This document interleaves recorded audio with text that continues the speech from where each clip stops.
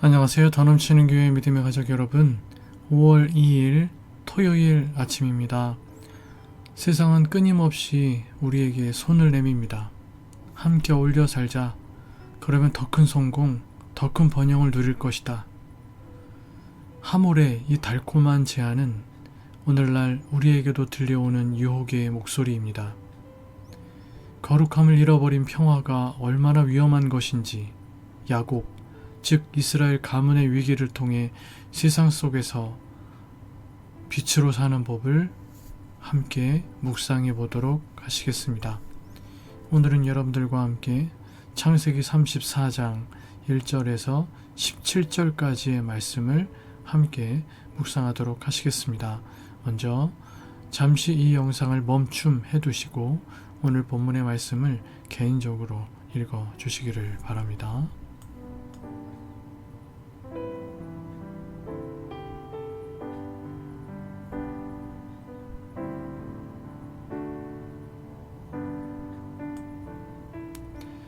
매일 성경 순을 중심으로 해서 오늘 본문의 내용을 한번 파악해 보도록 하겠습니다. 평화는 오래가지 못합니다. 야곱의 딸 디나가 세계 문화와 어울리려다 하몰의 아들이자 젊은 족장인 세겜에게 겁탈을 당합니다. 엘 엘로헤 이스라엘이라 고백하며 제단을 쌓던 감격이 채 식기도 전에 언약의 가문은 거룩함이 짓밟히는 현실과 마주합니다. 매사에 계산이 빨랐던 야곱은 섣불리 움직이지 않습니다. 아들들이 돌아오기까지 침묵으로 시간을 벌어둡니다. 소식을 들은 야곱의 아들들은 분노로 들끓었습니다. 이 일은 구별된 공동체 전체를 향한 모독이었기 때문입니다. 그때 세겜의 아버지 하몰이 찾아와 통혼과 화친을 제안합니다. 재산과 땅을 함께 나누며 살자고 풍요를 미끼 삼아 손을 내민 것입니다. 그러나 그 손을 붙드는 순간 언약 백성은 가나안 문화에 흡수되고 말 것입니다. 야곱의 아들들은 그 지역 남자들이 모두 할례를 받으면 화친하겠다고 답합니다. 거룩함을 지키려는 결단이 아니라 복수를 위해 감춘 덫이었습니다. 분이엘을 지나온 야곱의 집이 언약 가문의 거룩한 정체성을 지켜내는 시험대 앞에 서게 됩니다. 이와 같은 오늘 본문 말씀의 내용을 통해서 하나님께서 우리에게 주시는 교훈은 무엇인지를 살펴보며 말씀의 은혜를 또 도전을, 교훈을 삼아보려고 합니다. 1절로 4절. 전에 야곱은 하나님께 베델로 돌아올 것을 서원했고 하나님도 야곱이 밧단 아람에 있을 때 베델로 돌아가 서원을 이루라고 명령하셨습니다. 그런데 야곱은 베델로 가는 길에 그 길을 걸음을 멈추고 세겜에 안주합니다. 세겜은 북으로는 에발산, 남으로는 그리심산, 동으로는 요단강과 서쪽으로는 지중해를 끼고 있는 당시 고대 근동 시대의 교통의 요지이자 물이 풍부하고 비옥하여 목축과 거주하기 좋은 땅, 풍요의 땅이었습니다. 산악 환경의 베델보다 훨씬 나은 곳이었죠. 그래서 야곱은 베델로 나아가야 함에도 불구하고 걸음을 멈추고 이곳에 정착을 한 것입니다. 그러나 풍요의 땅이라 생각한 곳, 그래서 정착하려 한 이곳에서 야곱이 경험한 것은 폭력, 그것도 사랑하는 딸에게 가해진 성폭력, 강간이었습니다. 딸 디나가 세겜 문화와 어울리려다 젊은 족장인 세겜에게 겁탈을 당한 것입니다. 우리가 안주하고 정착할 곳은 세상의 풍요가 아니라 하나님의 말씀입니다. 진정한 안전과 풍성한 삶은 말씀에 순종하는 데 있습니다. 물론 이 이야기에서 가장 큰 범죄는 젊은 족장 세겜이 지은 범죄이지만 야곱이 애초에 세겜에 머물지 않고 베델로 나아갔다면 오늘 본문의 이 일과 함께 앞으로 벌어지게 될 비극적인 일은 일어나지 않았을 것입니다. 오늘 본문의 이야기도 엄청난 비극적 사건이지만 이 일 때문에 또 벌어지게 되는 일 역시 어마어마한 비극이 기다리고 있습니다. 하나님 앞에 드렸던 서원을 갚기를 미루고 눈앞의 안정과 부요를 쫓은 야곱의 근시안적 계획에 야곱 가족, 나아가 이후 세겜 족속까지 말로 다 할 수 없는 커다란 비극을 겪게 된 것입니다. 믿음의 발걸음을 멈추면 이런 일이 일어나는 것임을 우리는 깨달아 알아야 합니다. 우리가 걸어야 할 믿음의 걸음을 멈추고 지금 여기에 안주하면 일어나는 일들이 이러한 일들임을 우리는 깨달아야 합니다. 5절에서 7절 야곱은 디나의 소식을 듣고도 무책임하게 침묵했습니다. 학자들은 오늘 본문이 포함된 창세기 34장의 이야기는 야곱이 세겜에 정착한 지 대략 10여 년 후에 일어난 일로 봅니다. 숫꽃 그리고 세겜에 처음 왔을 때의 어린 자녀들의 성장이 그 증거입니다. 따라서 그는 약 10년간 세겜에서 기반을 잡아왔던 것인데 이 일로 인해 그동안 쌓아온 기반이 무너질까 염려했기 때문에 일단 침묵한 것이 아닐까 짐작할 수 있습니다. 여기서 잠잠했다라고 번역된 단어 하라쉬라는 단어는 청각장애인이 되다 아무 행동도 취하지 않다라는 의미입니다. 이것은 야곱의 무감각 내지는 무책임함을 나타내고 있는 것입니다. 그러자 아들들의 잔인한 분노가 그 공백을 메웁니다. 암논이 다말을 범했을 때 다윗의 방관이 압살롬의 복수를 낳은 것과 마찬가지입니다. 이것 또한 영적 무감각을 보여주는 것입니다.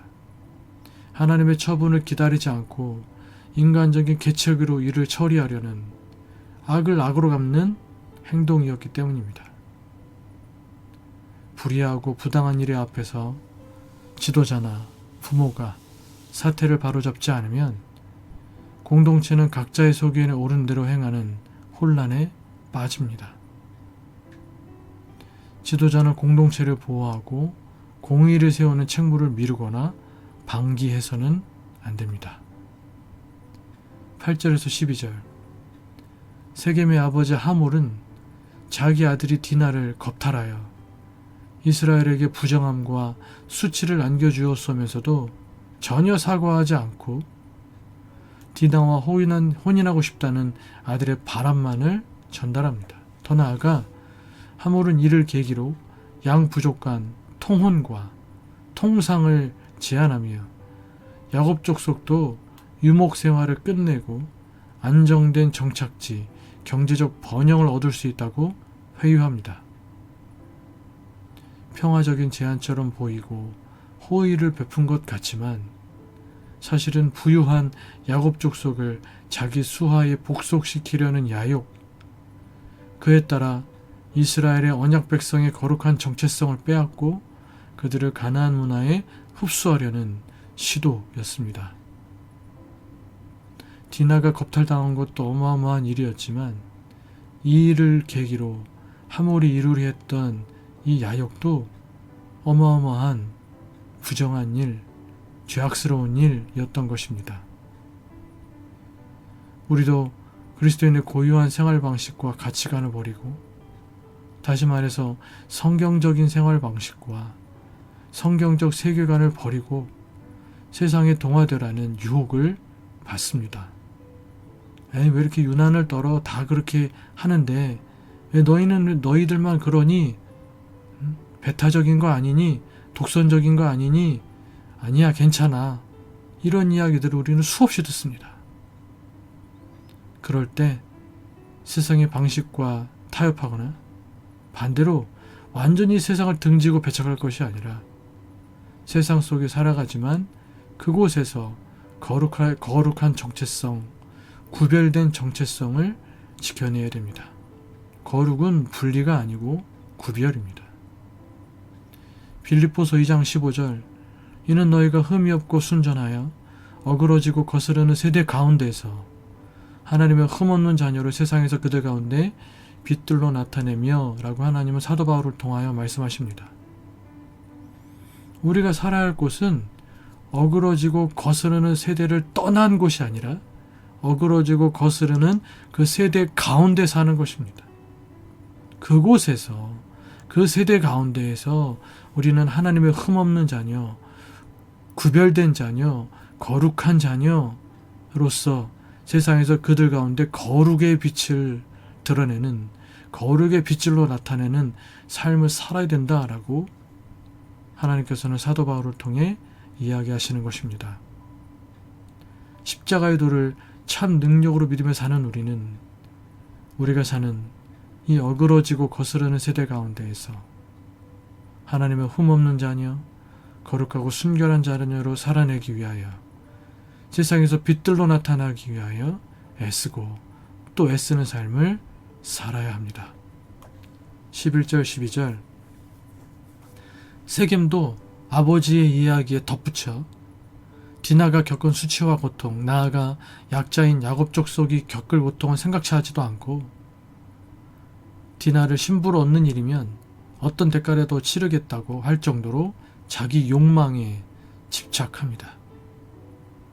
그는 야곱의 가족에게는 디나를 혼인시키면서 얻을 수 있는 혜택보다 더 중요한 것이 있다는 것을 몰랐습니다.